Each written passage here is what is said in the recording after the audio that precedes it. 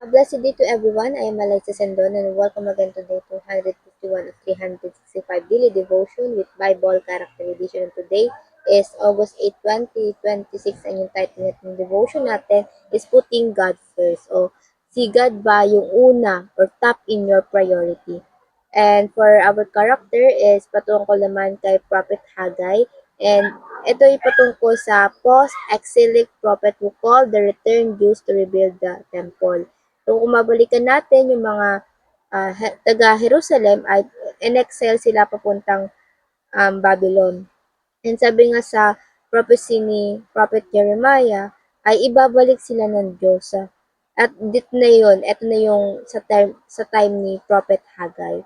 And yung book ng Haggai ay patungkol, main message nito ay put God and His house first. Kasi yung mga tao, this time, ay inuna nila yung mga sarili nila.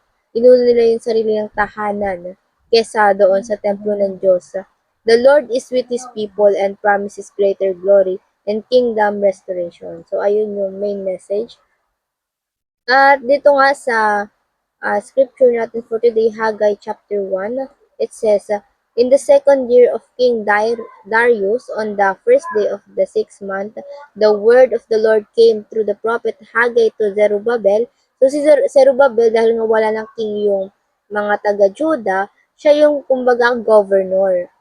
And sa verse 2, this is what the Lord Almighty says, these people say, the time has not yet come to rebuild the Lord's house. So, kumbaga, hindi dapat unahin yung temple because hindi pa ito yung panahon. Ayun yung sabi nila. At kaya dito sa ating katuruan, when God is not our top or God is not our top priority, unang-una, our priorities become disordered.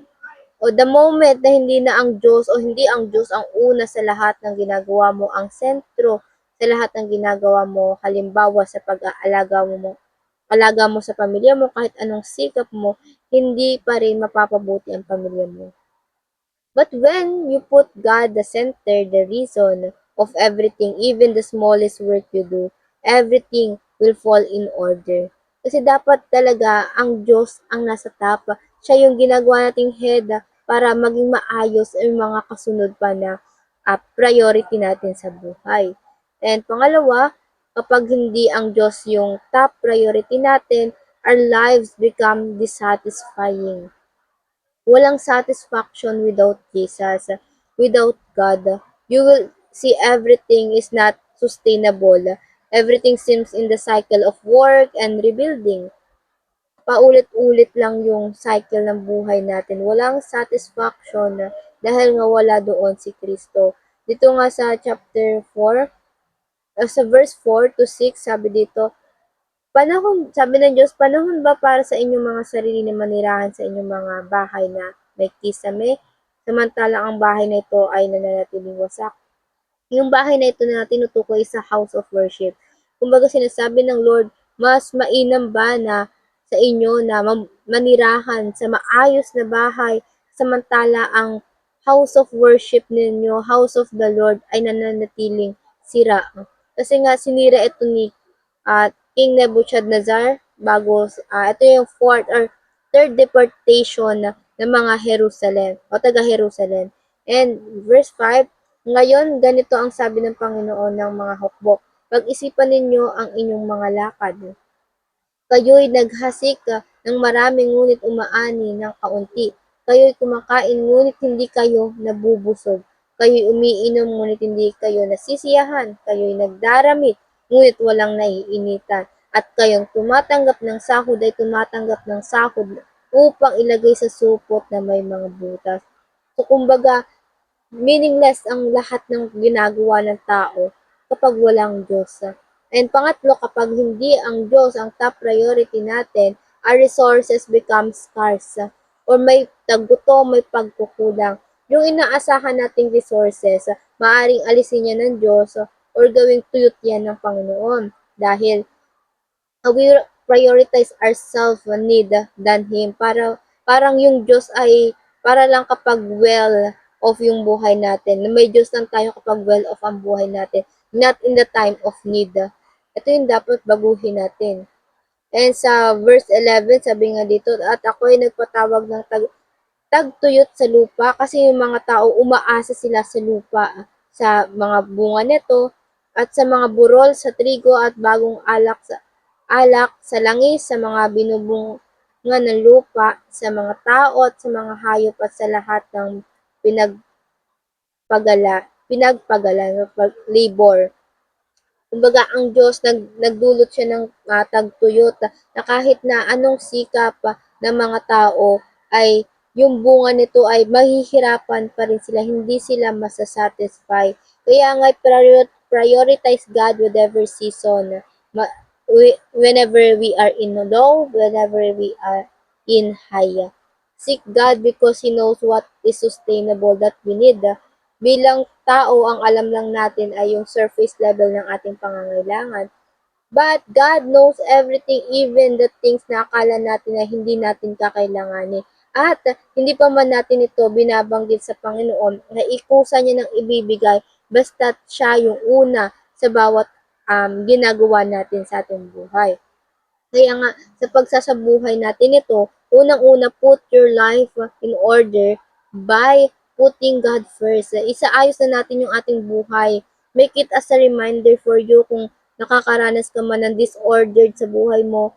Marahil ito na yung sign, ito na yung message ng Lord sa iyo na unahin mo siya at huwag ka magpapadala sa mga problema sa buhay mo, sa finances mo, sa pamilya mo. Unahin mo ang Diyos at siyang bahalang magsaayos ng mga anumang burden diyan sa buhay mo. Hindi naman masama maging priority natin yung pamilya natin, maging yung pag-aaral o yung trabaho, yung negosyo, pero hindi dapat ito yung top sa ating mga ginagawa kundi ang Diyos. Order your life by putting God first. And pangalawa, pursue satisfaction in the presence of God. Pwede natin i-pursue yung kaligayahan. Hindi naman yan hinahadangan ng Diyos. Yung satisfaction, but do not do it in the wrong things or do not pursue it by the wrong things.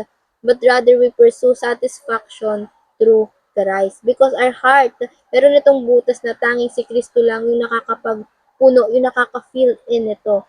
We cannot find true and perfect love through other people. That perfect love kasi ay nagmumula lamang kay Jesus Christ and God want na tayo yung magbigay nito toward other children of God. You cannot find it because it will be given to you. And pangatlo, prosper by living under the favor of God. What we perceive as blessing but not from God is a curse to us. Marahil umuunad ka but eventually you will be destroyed but what you gain today. Lalo na pag wala dito ang Panginoon. Walang satisfaction kahit anong pursue mo sa wealth. And the true prosperity is came from God at ito ay may kalakip na satisfaction at kapayapaan. Prosper by living under the favor of God. How to how uh, we to gain the favor of God is by putting Him first. That the principle of Matthew 6:33. And ayun lang po for our teaching and application and para naman sa ating discussion or reflection, why does putting God first bring order to our lives? And ayun lang po, before finally end, let's have a short closing prayer. And let's pray everybody. Heavenly Father, thank you for reminding us, Lord God, that you deserve top in our priorities, Lord God. Lord, forgive us for sometimes we pursue the ambition, the desire, Lord God, that we saw them, Lord God, perceive them um, important than you, Lord God. Lord, forgive us, Lord, for our fault short, Lord God. And Lord, lead us, Lord, to become more faithful to you, Lord God, sa mga gawain namin, Panginoon. Help us to glorify you sa aming mga buhay. Help us glorify you, Lord God. Kung ang walaging manguna, Panginoon, at makita ng bawat tao sa aming mga ginagawa, Lord God. We ask for the provision, Lord God, and guidance, Lord God, through your Holy Spirit. In Jesus' name I prayed. Amen and amen and amen. At ayun lang po, I hope marami tayong natutunan at patututunan pa. And I pray na sama-sama sana tayo lumago para sa Panginoon. See you again tomorrow for our devotion. Have a nice day ahead and God bless.